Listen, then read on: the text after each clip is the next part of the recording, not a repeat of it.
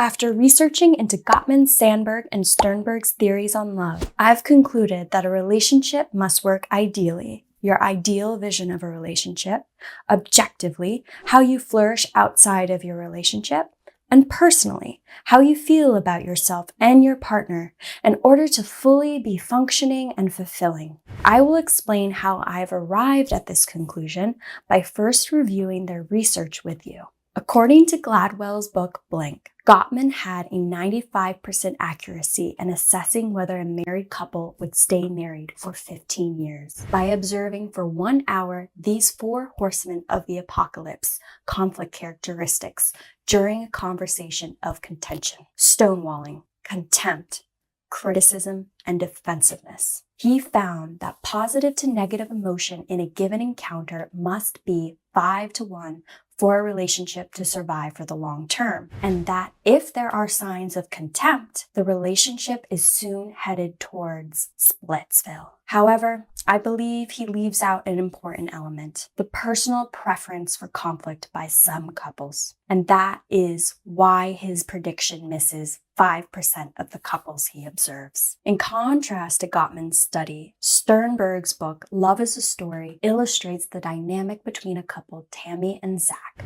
who both possess war stories. In other words, they unconsciously or consciously view love as war and have been married for 28 years. According to Sternberg, a partner has a story about what love is and about what love ideally should be. If the partner's stories of love coincide, such as both preferring the war story, they are more likely to stay together. This proves true in this couple's situation, for they have much hostility in their marriage, but their compatible love stories cause them to stay together. Zach's relationship is satisfactory to them because their war stories match up. Objectively, their relationship isn't a happy or healthy one. However, Zach and Tammy both came from conflict-ridden households, so they wouldn't feel comfortable in a peaceful relationship. My analysis is that Gottman would not be able to predict if Tammy and Zach would break up. Their relationship scenario would be of the 5% of couples in which he incorrectly guesses the longevity of their relationship. I would speculate this couple would remain together in dysfunction, hitting all 4 horsemen of the apocalypse, and so would go under Gottman's radar for divorce. In this case, I believe relationships should not only be personally functional for their individual needs, but also ideally healthy, for this dysfunction will wear down on their mental health and cause physical stressors. Although objectively they're in an unhealthy relationship and personally they like it this way, they know this relationship does not reflect their ideal self and what an ideal relationship looks like. Therefore, I don't side with Sternberg that compatibility resides in matching love stories, because some love stories are unhealthy, and therefore the longevity of a relationship does not determine the health. Compatibility should reach ideal measures on health and longevity, and not fall short just because unhealthy love stories align and cause long-term committed love. Now, we will look to Sandberg's Neuroenhancements of Love and Marriage, the Chemicals Between Us.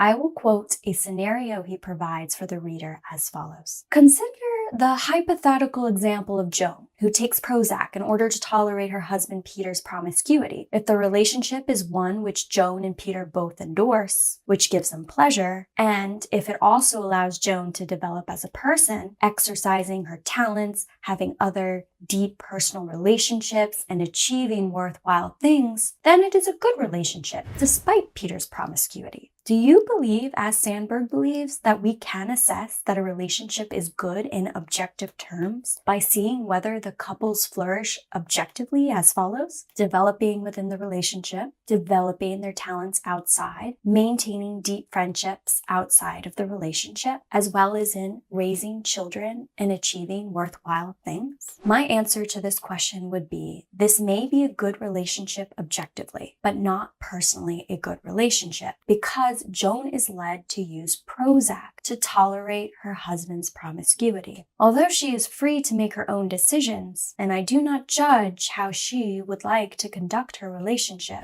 her heart has already made the decision for her. She is going against her value system, and accepting her husband's infidelity, by taking Prozac to repress her true feelings of disapproval of his infidelity and disapproval of the self for tolerating it. If her values, essentially the core of who she is, did not bother her or cause her to fault him, then she would not need Prozac to numb her painful emotions and obsessive thoughts surrounding his infidelity. Thus, I disagree with Sandberg that this relationship is a good relationship because it falls short personally and ideally wise in her eyes. She does not emotionally accept or heal from the relationship, placing a band-aid over the trust issues and pain by taking Prozac. Nor does this relationship meet her ideal standards for what a relationship must entail: trust, loyalty, and respect, the three value cornerstones of a healthy relationship. In sum, Gottman believes one can objectively assess the health of a relationship by looking at the behaviors exchanged between the couple, but his 5% inaccuracy rate